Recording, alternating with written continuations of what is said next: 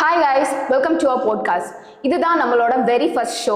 நம்ம first guest யாருன்னா உதயா காலேஜோட பிரின்சிபல் டாக்டர் கேசி வினோத்குமார் சார். ஃபர்ஸ்ட் அவரை வெல்கம் பண்ணிடலாம். ஹாய் சார், எப்படி இருக்கீங்க? நல்லா இருக்கேன். உங்களை பற்றி கொஞ்சம் சொல்லுங்க. என்னை பற்றி சொல்லணும்னா ஆக்சுவலாக அந்த principal of Udaya college of arts and science இந்த 2018 இந்த பொறுப்புக்கு நான் வந்தேன். அதுக்கு முன்னாடி ஒரு ஆசிரியராகத்தான் என்னுடைய பணி ஆரம்பித்தேன். 1997 ஆசிரியராக முதலாக சன் தொழில்நுட்பக் கல்லூரியில் என்னுடைய பணியை துவங்கியேன். அதன் தொடர்ச்சியாக உதயா பொறியியல் கல்லூரியில் பணியாற்றினேன். அங்கே துணை முதல்வராகவும் துறை தலைவராகவும் இயற்பியல் பேராசிரியராகவும் பணியாற்றிட்டு இன்றைக்கி 2018 முதல்வராக பொறுப்பேற்றேன். என்னுடைய முனைவர் பட்டத்திற்கு பின்பாக அது என்னுடைய நீண்ட ஒரு நெடிய பயணம், எண்ணற்ற மாணவர்களை கடந்து வந்திருக்கின்ற ஒரு பயணம். ஓகே சார், எஜுகேஷன் ஃபீல்டில் வரணும் அப்படிங்கிற இன்ட்ரெஸ்ட் உங்களுக்கு எப்படி வந்துச்சு? ஆக்சுவலாக இது என்னுடைய ஆரம்ப கட்டத்தில் பேஷனாக இருக்கல. இது ஒரு ஆக்சிடெண்ட்டான என்ட்ரி தான் ஆசிரியர் பணி அப்படிங்கிறது. நான் மற்றபடி என்னுடைய பேஷன் அப்படின்னு நான் சாஃப்ட்வேர் அந்த மாதிரி ஒரு பிளானிங்கில் இருந்த நேரம் ஆக்சிடெண்டலாக இந்த துறைக்கு வந்தேன். ஃபஸ்ட்டு ரொம்ப அதனுடைய ஃப்ளேவரெல்லாம் எனக்கு ரொம்ப தெரியாது. இந்த ஆசிரியர் பணியினுடைய இம்பேக்ட் எவ்வளவு இருக்கும் மாணவர் சமூகத்தில், இந்த சொசைட்டிக்கு அது எந்த மாதிரி ஒரு தாக்கத்தை ஏற்படுத்தும் அப்படிங்கிற ஒரு போதிய புரிதல் எல்லாம் கிடையாது.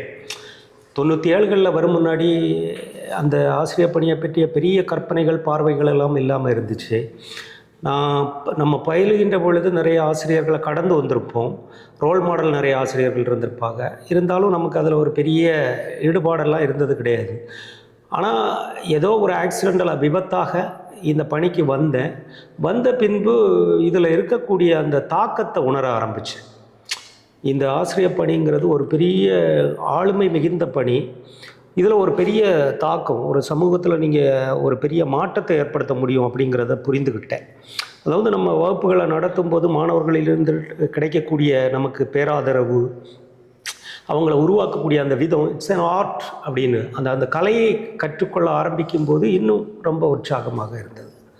அவ்வளோதான் சார். உங்களுடைய டெய்லி ரொட்டீன் கொஞ்சம் ஷேர் பண்ணுங்கள். டெய்லி ரொட்டீன்ங்கிறப்போ I want to be more active. ரொம்ப சுறுசுறுப்பாக இருக்கணுங்கிறத ஆரம்ப நாட்களில் அப்படி இருந்ததில்லை.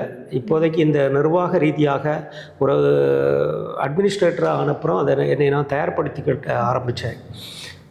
காலையில் பார்த்திங்கன்னா 5 மணிக்கெல்லாம் எந்திரிச்சிடுவேன்.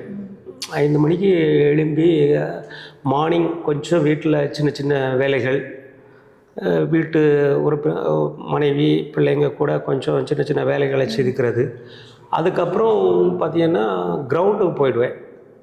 எப்போதுமே ஒரு 6 மணி to 7, 6 to 7 கிரவுண்டில் தான் இருப்பேன். வார்ம் அப்பு, கொஞ்சம் ஒர்க் அவுட்டு, நம்ம வயசுக்கு தகுந்த மாதிரியான சில உடற்பயிற்சிகள், அதை தவறாமல் தினந்தோறும் செய்கிறது வழக்கம். அப்போ அது உங்களுக்கு அண்டை முழுதும் உங்களை புத்துணர்வாக வைத்து கொள்ளக்கூடிய ஒரு இதை உங்களுக்கு கொடுக்கும். அப்புறம் வீட்டுக்கு வந்த அப்புறம் ரெடியாகி காலேஜ் கிளம்பி வர்றது. அப்புறம் காலேஜ்லேருந்து through out the day fully engaged தான் மாணவர்களுடைய ஒவ்வொரு விஷயங்களையும் அப்படியே கவனிச்சுக்கிறது. அதுக்கப்புறம் ஈவினிங் கொஞ்சம் ஆட்டோமேட்டிக்காக நம்ம ஒரு சோர்வு ஆகிடுவோம். அதுக்கப்புறம் ஒரு ரெஸ்ட் எடுத்து, அப்புறம் எனக்கு ஒரு பொண்ணு இருக்கிறா. ஸோ அவளுக்கு டியூஷன் அப்படி இப்படின்னு எல்லாம் இருக்கும். அவளை அங்கே பிக்கப் பண்ணுறது, ட்ராப் பண்ணுறது, அந்த மாதிரி எனிஹாவ் இரவு ஒரு 9-10 மணி வரைக்கும் வேலைகள் இருக்கும்.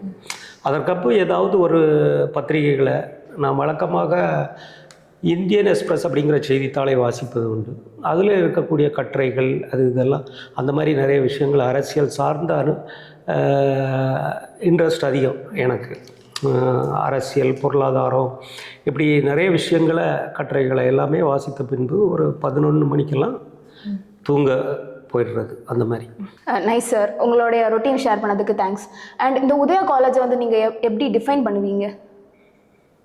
இதை டிஃபைன் பண்ணுறது அப்படிங்கிறது இது என்னுடைய வாழ்க்கையோடு சேர்ந்த ஒரு விஷயம். ஆக்சுவலாக நான் என்னென்னா உருவாக்கிக்கிட்டது, செதுக்கிக்கிட்டது எல்லாமே இந்த கேம்பஸில் தான். ஒரு மாணவனாக மேற்படிப்பு பட்டப்படிப்பு முடித்துவிட்டு ஒரு வேலைக்கு வந்த முதல் வேலை, நான் முதலும் நான் அதற்கு பின்பு வேறு எங்கேயும் வேலைக்கு போகவில்லை.